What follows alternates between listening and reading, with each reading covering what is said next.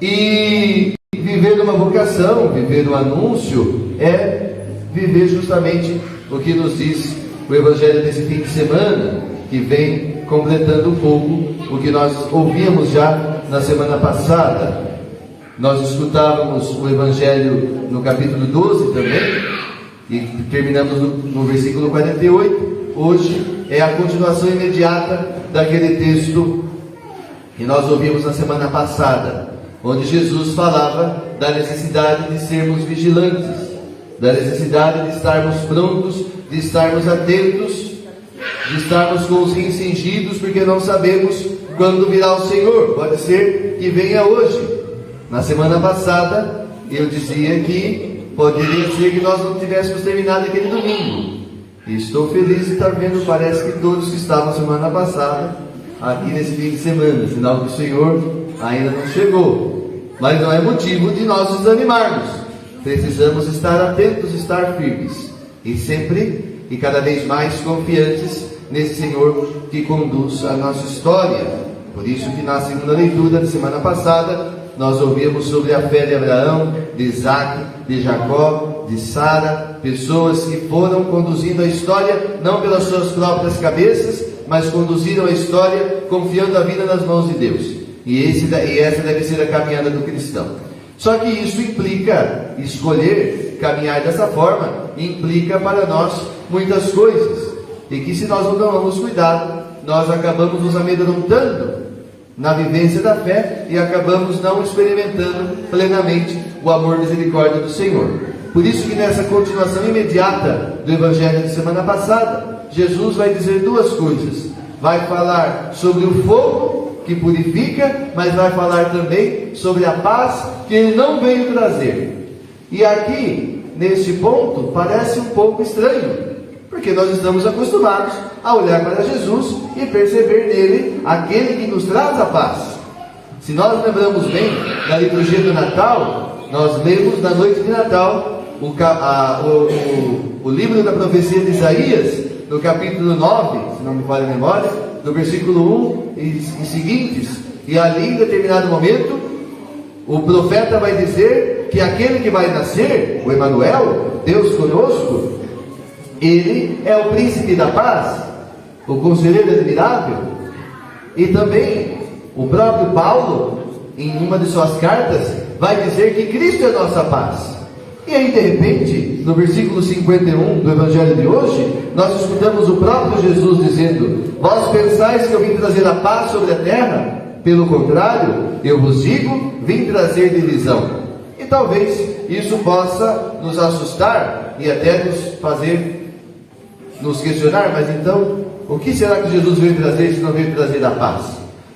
Irmãos, Jesus está dizendo isso porque a paz que Ele veio trazer não é a mesma paz que nós pensamos ser. Nós, sempre que falamos de paz, nós pensamos de ausência de conflito. Nós estamos tendo muitas guerras, talvez vai estourar mais uma, e nós sempre pedimos a paz, mas para que cesse o conflito, para que cesse a guerra. A paz que Jesus traz não é esta. Esta é uma paz, uma calmaria. O que Jesus vem trazer é uma coisa muito maior que isto. A paz que Ele vem trazer é a comunhão com Ele, a possibilidade de estarmos unidos a Ele. E se nós estamos plenamente unidos ao Senhor, então nós estamos em paz, porque nada vai nos amedrontar, nada vai nos fazer desesperar, nada vai nos desestabilizar, porque nós confiamos a vida nas mãos de Deus, estamos em comunhão com Ele, e isso nos traz paz.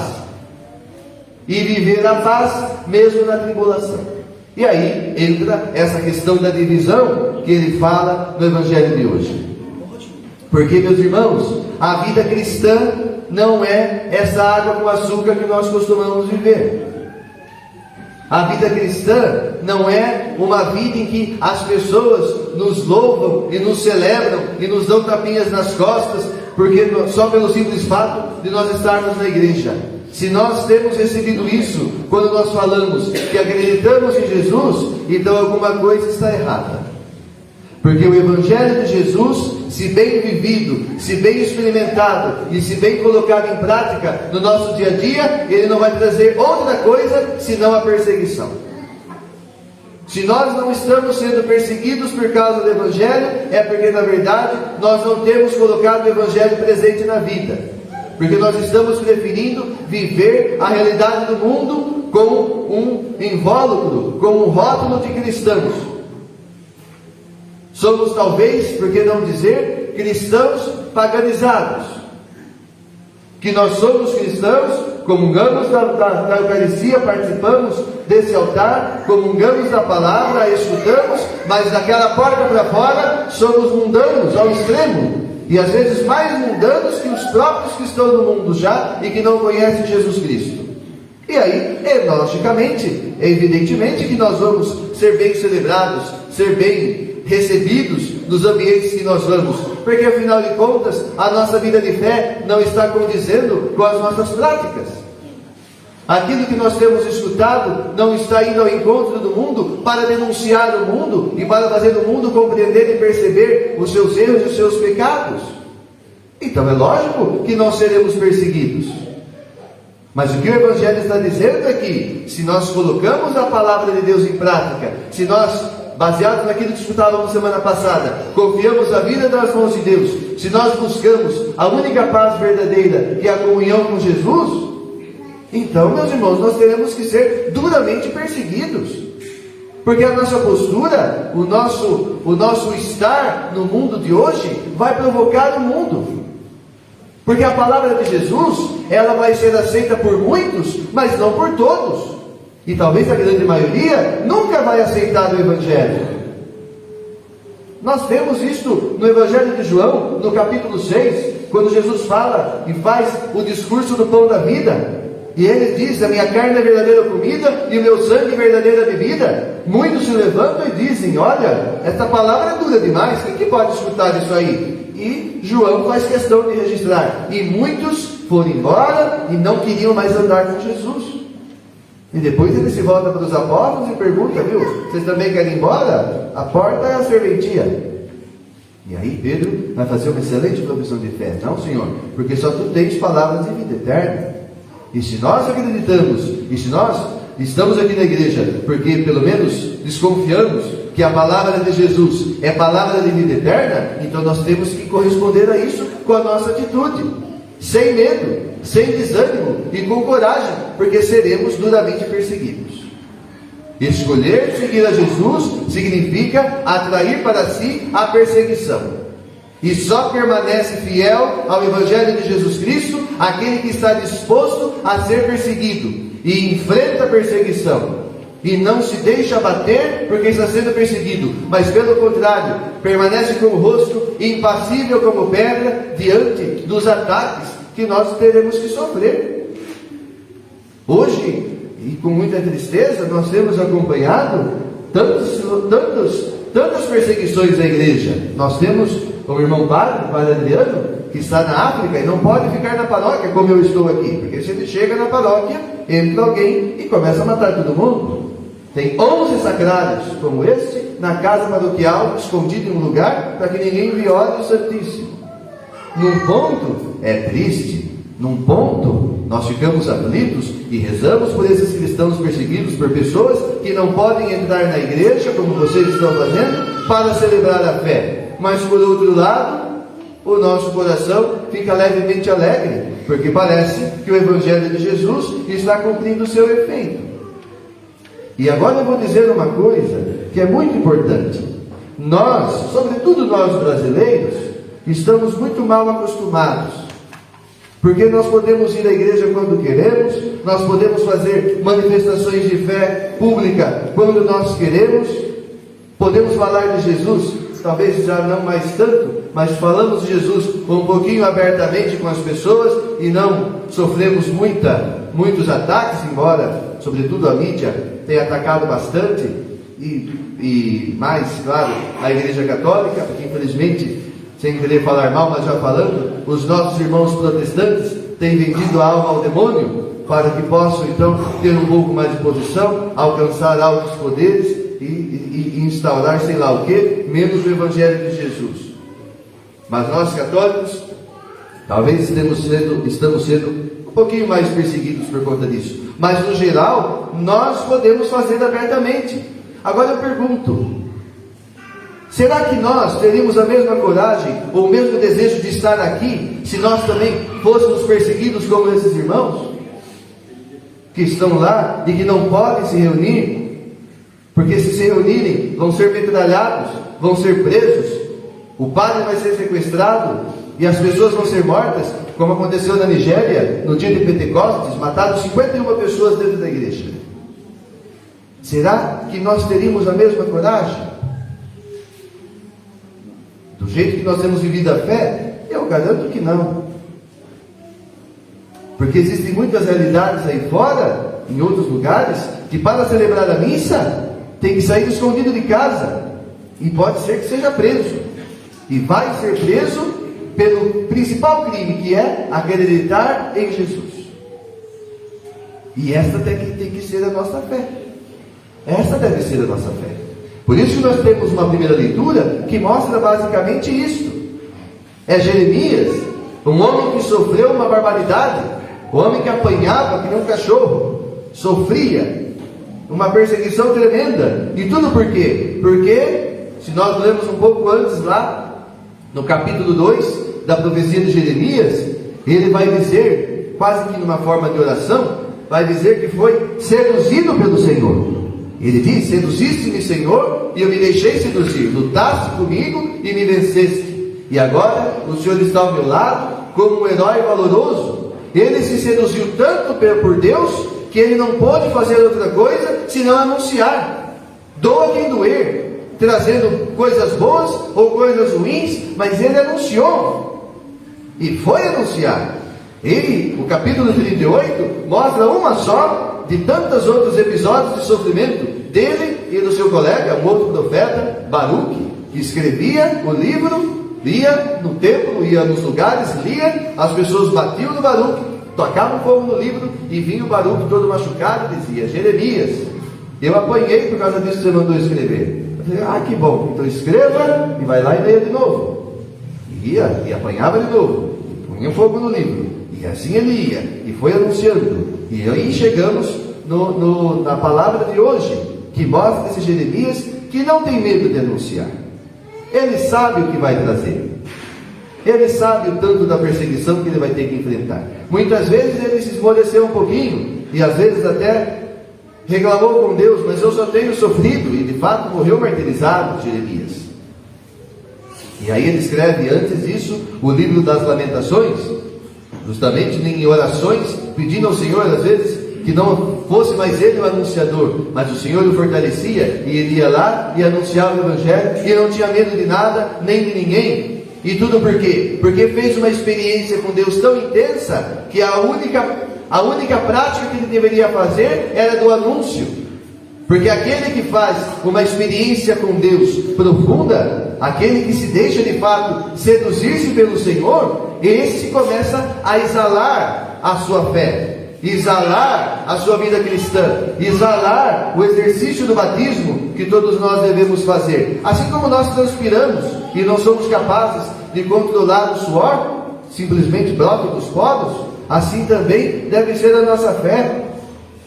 O anúncio do Evangelho não deveria nem ser feito força da nossa parte. A única força talvez seria de ir, mas de anunciar, de falar do que Deus tem feito na vida. Isso tem que brotar naturalmente, na experiência, nos gestos, nos atos, na postura, nas opiniões. E é complicado. A opinião de católico é terrível. Eu acho que tem mais gente a favor do aborto, por exemplo, dentro da igreja, do que os que estão fora. Existem muito mais manifestações contrárias ao Evangelho, às vezes no meio de muitos irmãos de comunidade, do que entre os pagãos. Porque nós temos a tendência de querer caminhar com a massa, e nós queremos muitas vezes transformar a igreja em massa. Mas a massa não salva ninguém, porque a massa gritou Hosana, o filho de Davi, num domingo, e logo depois gritou: crucifica-o, contra Jesus. Nós precisamos cada vez mais nos tornar uma comunidade cristã que se edifica no Evangelho e que não tem medo de dizer aquilo que o Evangelho tem nos ensinado e aquilo que nós temos experimentado. Doa quem doer, ainda que custe a nossa liberdade, ou o que nós entendemos por liberdade neste mundo. Porque se nós temos uma memória boa, há uns 20 dias atrás, o Evangelho nos falava que a verdadeira liberdade é aquela que nós encontramos em Deus, o único caminho de salvação. E dentro desse caminho, nós nos sentimos livres. Livres para acreditar em Deus, livres para colocar a vida alicerçada na vida do Senhor Jesus e fazer então uma caminhada de fé que escolhe livremente seguir um caminho de salvação e santidade. Essa é a verdadeira liberdade que nós devemos buscar. Todo o resto é ilusão. E aí, se nós vamos caminhando numa vida cristã coerente e profunda, então nós nos mantemos firmes. E não vai ser nada e nem ninguém que vai nos impedir de seguir com perseverança o caminho que nos é proposto, com os olhos fixos em Jesus, como nos diz a segunda leitura. E para que nós possamos caminhar com perseverança, então nós temos que ser purificados pelo fogo. Eu gosto muito do exemplo do ourives, aquele que lida com ouro, aquele que manipula o ouro. O ouro, quando é encontrado no seu estado bruto, ele não é puro, então tem que queimar, ele derrete, e junto com o seu derretimento se queimam as impurezas. Depois, quando ele volta ao estado sólido, ele está mais puro. Nós também temos que passar por um tempo constante e frequente de purificação, a partir do sacramento da penitência, a partir do exercício de fé, para que assim nós possamos cada vez mais renunciar ao demônio, renunciar ao pecado, renunciar ao demônio que é autor e princípio do pecado, e é contra o qual nós estabelecemos um combate frequente.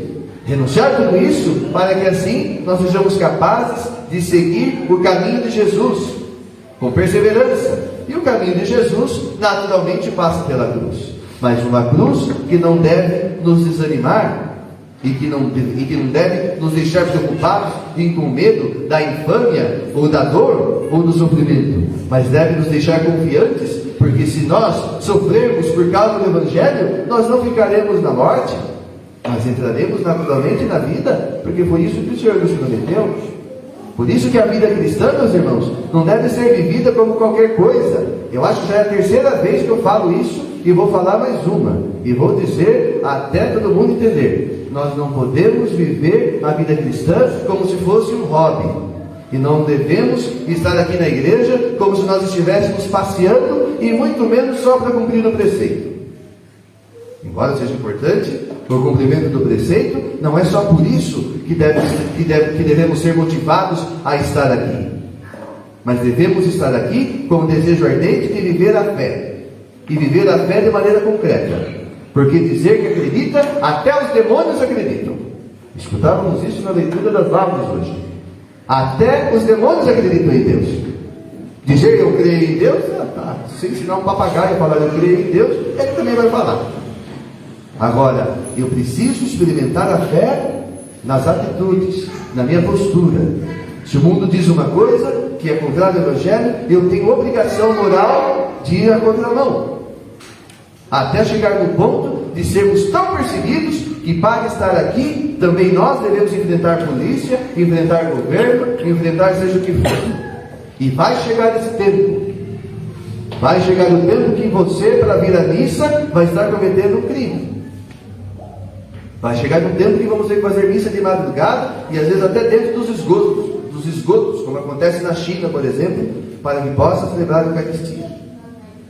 E aí nós vamos ver quem de fato procura viver a fé com coerência, ou quem vivia uma fé água com açúcar, e que aí começou a apertar o calo, então já não é mais para a minha fé. Porque é para isso que nós temos que estar preparados, é para isso que o Senhor tem nos preparado, para experimentar com gratuidade e com generosidade esta palavra que vai provocar a divisão. Não uma divisão perniciosa que às vezes acontece até dentro da comunidade, de um grupo contra o outro, de pessoas contra outras, e eu não gosto desse, não gosto daquele. Não é esta divisão, mas uma divisão que naturalmente vai acontecendo, porque nem todos vão aceitar o Evangelho. O mundo não é simpático com os cristãos. Parem com esse negócio de achar que um dia todos nós viveremos em harmonia e todo mundo vai aceitar Jesus. Não vai, porque o mundo não é simpático com os cristãos. Não é simpático com os cristãos. Se o mundo vos odeia, saiba que primeiro me odiou a mim. Esse foi Jesus quem falou. O mundo não é simpático com os cristãos, e nós vamos ser duramente perseguidos. E o dia que nós começarmos a ser perseguidos, sem vanglória e sem orgulho, mas podemos pensar, então parece que agora nós estamos exercendo a nossa voz profética. E é isso que nós devemos pedir ao Senhor, que nos ajude. Porque nós estamos numa caminhada, e essa caminhada tem que surtir esses frutos. E que nós possamos estar com coragem para enfrentar o mundo e viver o Evangelho, doa quem doer. Ao pai, ao filho, aos irmãos, a nora e a sogra, embora entre nora e sogra não precisa muito de Evangelho, né, para ter alguma confusão, mas enfim, também entre a nora e a sogra, ou entre os familiares, ou de nós com o mundo. Que nós possamos ter essa força e essa coragem que vem de Deus.